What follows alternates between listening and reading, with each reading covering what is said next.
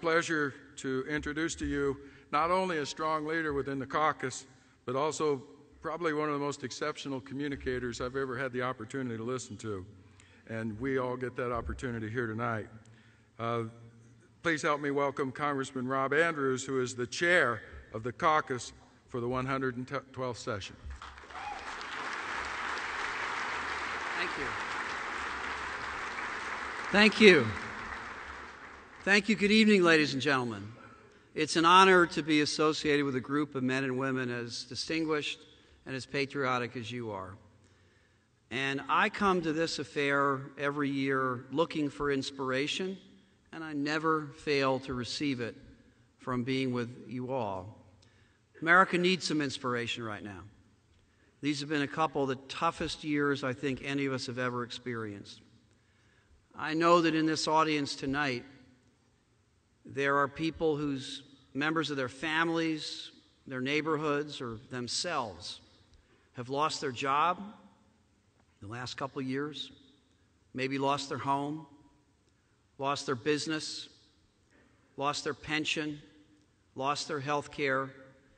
There's not a person in this country who's not been touched in some way by our troubles. We seem to be divided politically. I apologize for being earlier in the program this year, but we're making a collective effort, as Steny Hoyer and Peter King said, to try to get our act together and keep the services flowing that you already paid for as taxpayers of this country and keep our government open. But you know,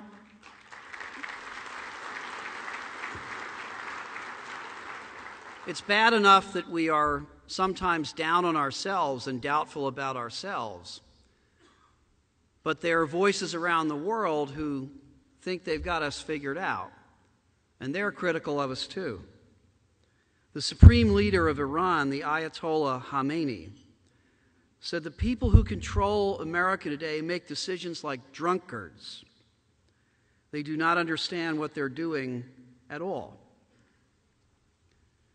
The leader of Venezuela, Hugo Chavez, says, let's save the human race. Let's finish off the U.S. empire.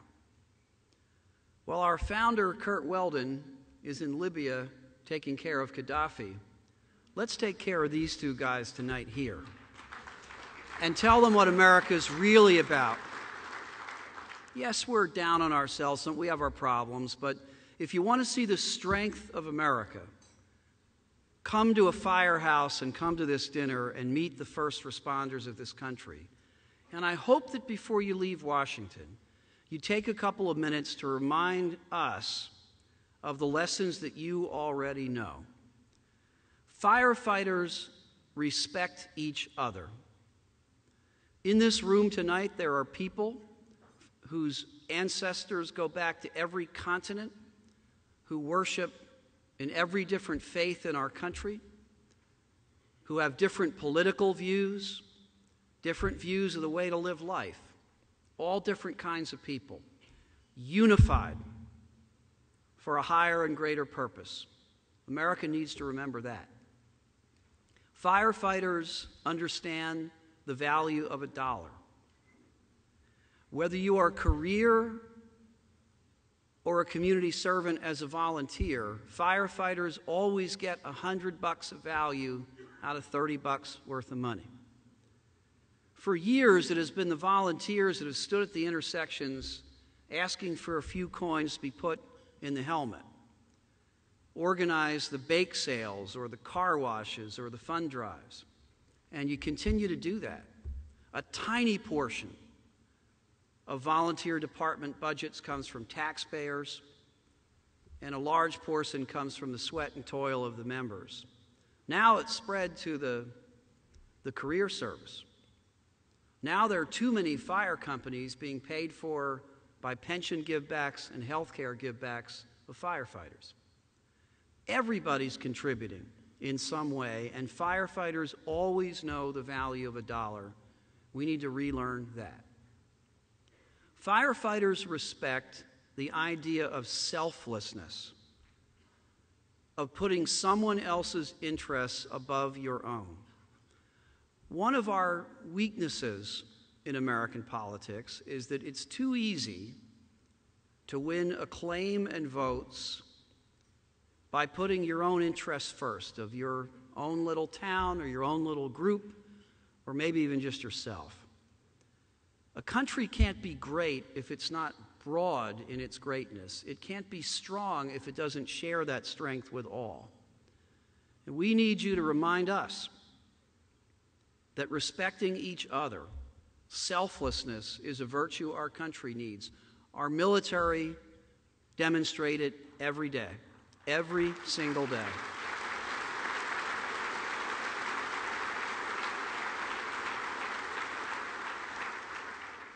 But theirs is not an exclusive demonstration of the ethic of selflessness.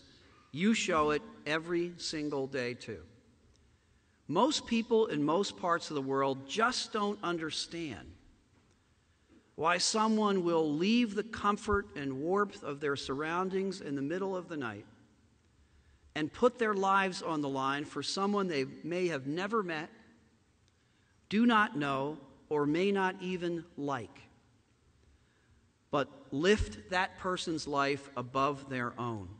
We need to be reminded of that selflessness in our country. And finally, we need to be reminded, as you do every day, of just how good we are as a country.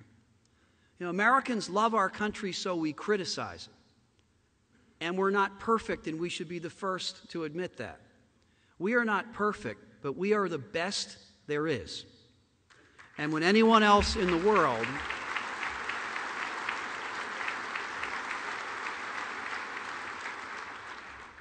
and you are the best there is in the country that is the best there is.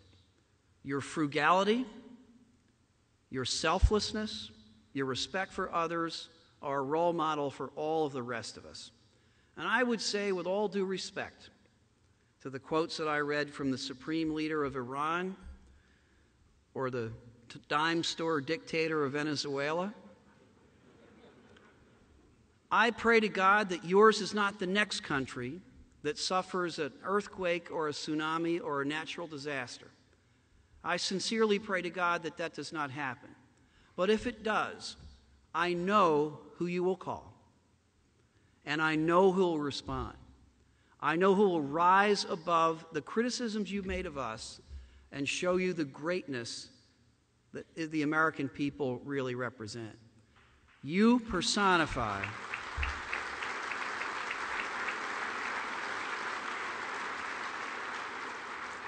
just as our country always answer the call, you always answer the call.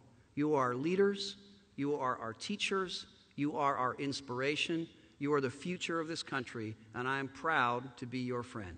Thank you so much for having me here tonight.